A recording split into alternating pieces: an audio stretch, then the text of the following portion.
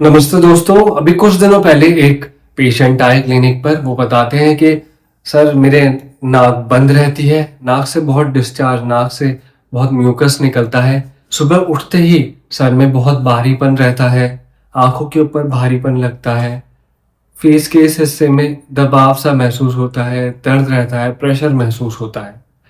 तो अगर ये सिम्टम्स हैं किसी को तो उन्हें है साइनोसाइटिस, और अगर ये लंबे समय से बना हुआ है तो है क्रॉनिक साइनोसाइटिस।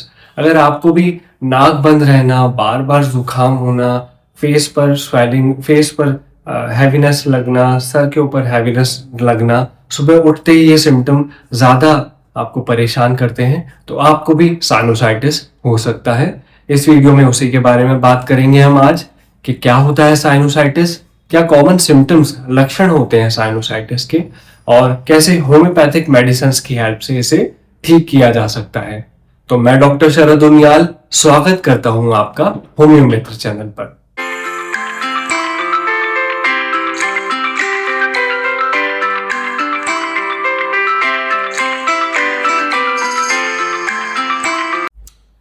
तो सबसे पहले बात करते हैं साइनोसाइटिस क्या होता है। तो हमारे जो नेजल कैविटी है, यहाँ पर एम्प्टी स्पेसेस, खाली जगह होती हैं, जिन्हें साइनोसाइटिस कहते हैं। ये 4 होते हैं, ठीक है। पैरानेजल साइनसेस कहते हैं इन्हें। इनका काम क्या होता है, यहाँ पर हेयर फॉलिकल्स प्रेजेंट होते हैं और म्यूकस रहता है बहुत। तो उसकी वजह से ये फॉरेन बॉडीज और पैथोजेंस को, मतलब बैक्टीरिया वायरसेस को यहीं कैच कर लेते हैं, अंदर रेस्पिरेटरी सिस्टम में नहीं जाने देते हैं, तो डिफेंस का काम करते हैं। एक वर्क ये भी होता है कि जो इंस्पायर्ड एयर है, जो हवा अंदर ली गई है, उसको बॉडी टेम्परेचर के अकॉर्डिंग हीट अप कर दिया जाए। तो जब इन एरियाज में इन्फेक्शन होता है, यहाँ पर होने वाले इन्फेक्शन को कहा जाता है साइनोसाइटिस, जिसका रिजल्ट होता है बहुत ज्यादा म्यूकस सिक्रीशन और हैवीनेस, जो कि हमने पहले भी बात करी है। अब बात करते हैं कुछ कॉमन सिम्टम्स, लक्षणों की।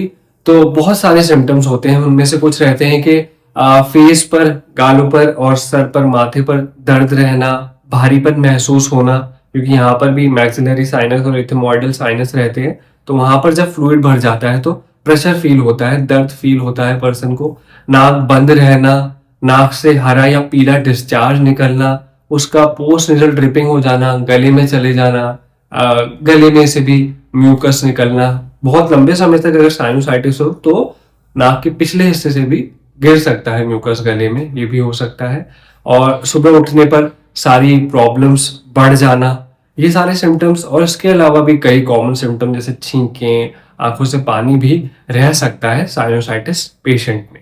अब बात करते हैं कॉजेस, कारण क्या रहते हैं साइनोसाइटिस के। तो ऐसे लोग जिनकी इम्यूनिटी वीक है, या फिर एंड्स ऑफ द लाइफ, यानी कि बहुत यंग एज या बहुत ओल्ड एज में साइनोसाइटिस के चांसेस बढ़ जाते हैं। क्यों? क्योंकि इम्यून सिस्टम प्रॉपरली वर्क नहीं करता है, तो छोटे छोटे इन्फेक्शन से भी साइनोसाइटिस सीवियर हो जाता है। इसके अलावा किसी पर्टिकुलर चीज से एलर्जी हो, फॉर एग्जांपल डस्ट, या फिर पोलन ग्रेन्स, या फिर ग्रास, कैरेट ग्रास होती है, उससे भी बहुत लोगों को परेशानी रहती है। तो इन चीजों से, या फिर इन्फेक्शन, बैक्टीरियल या वायरल इन्फेक्शन की वजह से साइनोसाइटिस हो जाता है। अब बात करते हैं कुछ कॉमन लाइफस्टाइल चेंजेस जो कि साइनोसाइटिस अगर एक्टिव है या फिर आपको रिकरेंट रहता है तो करने चाहिए। कि ठंडी और धूल भरी जगह से, अगर एक्टिव साइनोसाइटिस है, आपको अभी प्रॉब्लम हो रही है, तो ठंडी और धूल भरी जगहों से दूर रहें। ठंडी चीजें खाने और पीने से बचें। इसके अलावा इम्यूनिटी को मजबूत करें, होम्योपैथिक मेडिकेशन लें, स्पेसिफिक जो मेडिसिन है आपके लिए वो कंज्यूम करें, विटामिन सी प्रॉपर इंटेक करें, लाइफस्टाइल को सही रखें, सही समय पे सोएं, सही खाएं, और इम्यूनिटी को मजबूत बनाएं ताकि बार बार इन्फेक्शन ना हो पाए आपको। अब बात करते हैं साइनोसाइटिस के लिए कुछ इंपॉर्टेंट होम्योपैथिक मेडिसिन के बारे में। मेडिसिन के बारे में बताने से पहले मैं कहना चाहूंगा दोस्तों, किसी भी तरह की दवा लेने से पहले किसी कुशल चिकित्सक से, अच्छे डॉक्टर से सलाह जरूर लें। अब बात करते हैं सबसे पहली मेडिसिन साइनोसाइटिस के लिए, तो वो है कैलीबाई या कैलीबाई क्रोमिकम।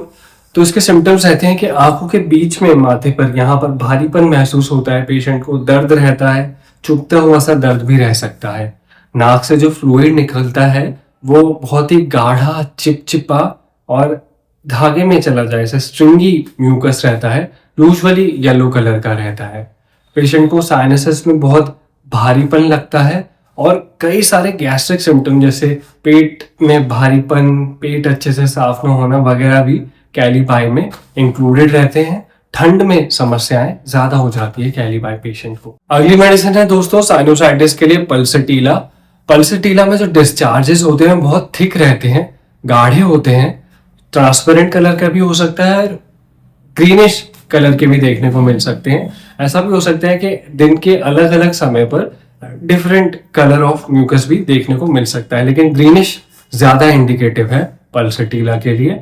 इसके अलावा डिस्चार्जेस ब्लैंड रहते हैं, यानी नाक की स्किन को या नाक के नीचे वाली स्किन को कोरोड नहीं करते हैं। यहाँ पर कोई छिला हुआ जनरली देखने को नहीं मिलता है। प्यास बहुत कम लगती है पेशेंट को। खुली हवा में जाने से सारे सिम्टम्स में आराम मिलता है और बंद कमरों में और शाम के समय ये नाक में भारीपन और डिस्चार्जेस, ये वाली समस्याएं बढ़ जाती है पल्सटीला पेशेंट। अगली मेडिसिन है दोस्तों साइलीशिया या साइलीशिया टेरा। तो यूजुअली जो साइनोसाइटिस के सिम्टम है, नाक से डिस्चार्ज, भारीपन, सर में भारीपन, वो तो है ही, लेकिन ठंड के लिए बहुत ज़्यादा सेंसिटिव होते हैं ये। पैरों के तलवे बहुत ठंडे रहते हैं, वहाँ पे हवा लगने से आसानी से जुकाम हो जाता है। सर का एरिया भी बहुत सेंसिटिव रहता है, हवा से जल्दी से जुकाम पकड़ लेते हैं और साइनोसाइटिस में कन्वर्ट हो जाता है वो। इसके अलावा जो डिस्चार्जेस रहते हैं वो थिक भी रहते ही हैं और ऑफेंसिव यानी बदबूदार। कभी कभी इसे ओजीना वाली कंडीशन में जैसे बहुत बदबूदार और थिक येलोइश डिस्चार्ज भी देखने को मिल सकता है साइलीशिया पेशेंट। अगली मेडिसिन है दोस्तों हिपरसल्फ। इसमें पेशेंट के नाक से जो डिस्चार्ज निकलता है बहुत ही थिक, गाढ़ा रहता है और येलोइश रहता है, पीले रंग का रहता है। इसके अलावा पेशेंट बहुत सेंसिटिव होता है। हल्की सी भी एयर जो इंस्पायर करी है, जो हवा अंदर ली है, उससे तकलीफें बढ़ जाती है। ठंडी हवा अगर नाक में चले जाए तो तकलीफें बढ़ जाती है। हल्का सा भी टच पेशेंट के दर्द को बहुत एग्रावेट कर देता है। हाँ, और अंत में ये कहना चाहूंगा मैं दोस्तों, अगर आपको भी इस तरह की तकलीफें हैं, नाक बंद रहना, सर में या चेहरे पे भारीपन रहना, बार बार साइनोसाइटिस, क्रॉनिक साइनोसाइटिस हो जाना, तो आप हमसे व्हाट्सएप पर नीचे दिए हुए नंबर पर संपर्क कर सकते हैं। अगर ये वीडियो आपको पसंद आया तो इसे लाइक कीजिए। आपको लगता है ये वीडियो किसी और के भी फायदा कर सकता है तो इसे शेयर कीजिए। और अगर ऐसा ही medical related knowledgeable content consume करना चाहते हैं, पाना चाहते हैं, तो चैनल सब्सक्राइब कीजिए। मिलते हैं अगली वीडियो में, तब तक के लिए धन्यवाद।